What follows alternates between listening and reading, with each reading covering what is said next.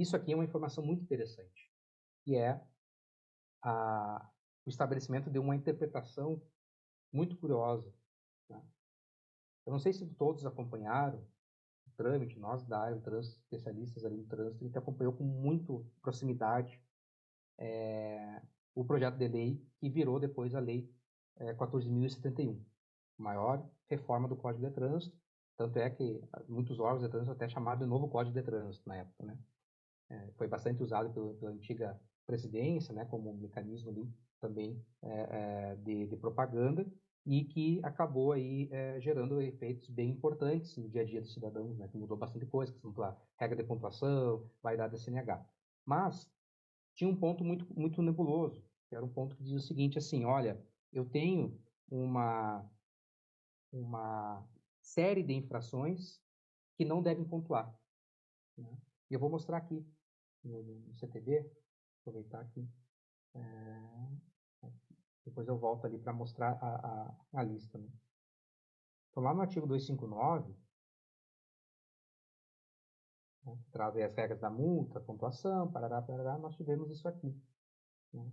A inserção do parágrafo 4º, a alteração, né, que foi criada ali, dizendo o seguinte, ó, ao condutor identificado será atribuída a pontuação pelas infrações de suas responsabilidades, exceto aquelas, e ele começa a elencar.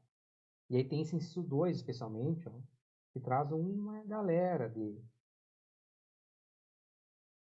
traz uma quantidade aí deixar aqui, de infrações. Quando saiu isso, eu mesmo fui um que interpretei dessa forma. A gente erra também, acerta, e interpretação não tem certo e errado, às vezes, né? É uma questão de interpretação.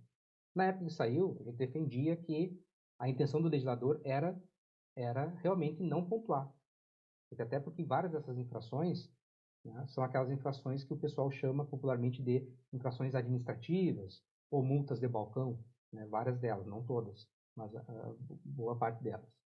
E quem atua aí no judiciário sabe que isso é largamente discutido, né, as pessoas ingressam e muitas das vezes conseguem reverter efeitos de suspensão da carteira, perda da permissão, com essas infrações, né, cancelando essa pontuação ou essa responsabilização ali, né?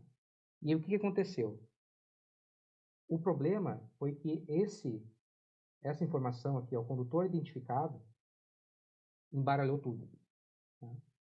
E aí surgiu a seguinte interpretação. Bom, está dizendo que é o condutor identificado, é o condutor que não vai receber os pontos. Só que dessas infrações, né, só a 232, salvo engano, que é de não portar o documento, é uma infração de responsabilidade do condutor.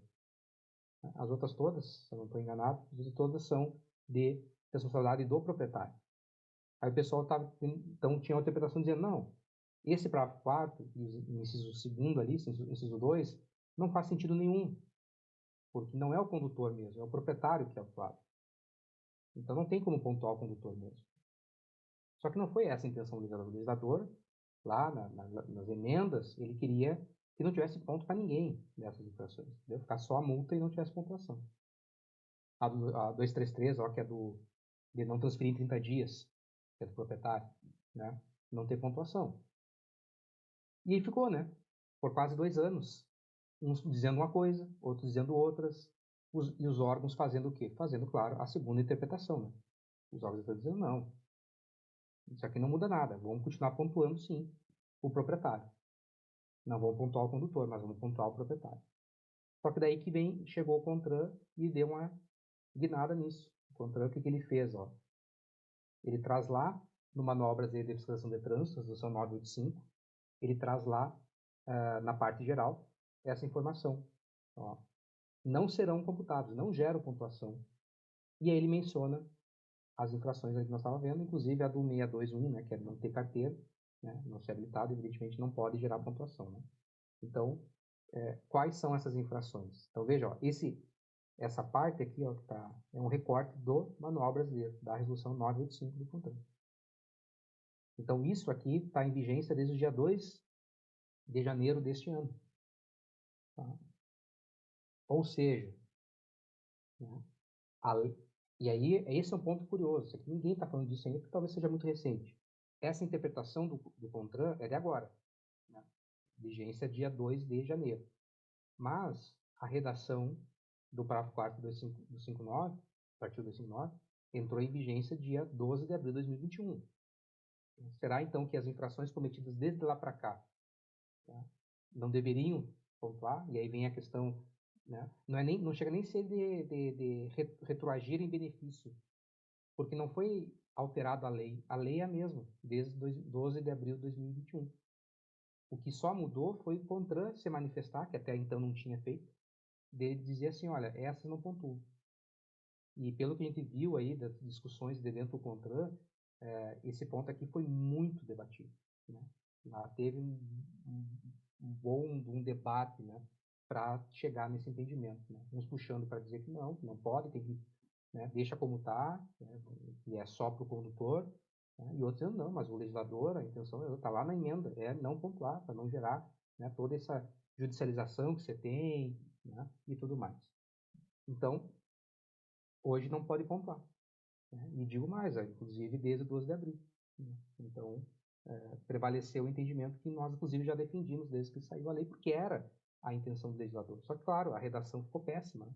Falar condutor infrator, condutor identificado. Né? Só que ali o que o legislador quis dizer com aquilo? Quis dizer que era, né, a pessoa sabida. Né, só que daí ele teria que ter colocado, né, o infrator identificado, quem sabe, né, e não condutor. Então a redação, claro, empurrou para uma outra interpretação, que era que os órgãos atuavam, né, atendiam. E acabou ficando isso. Né? Daí está aqui a lista. Ó.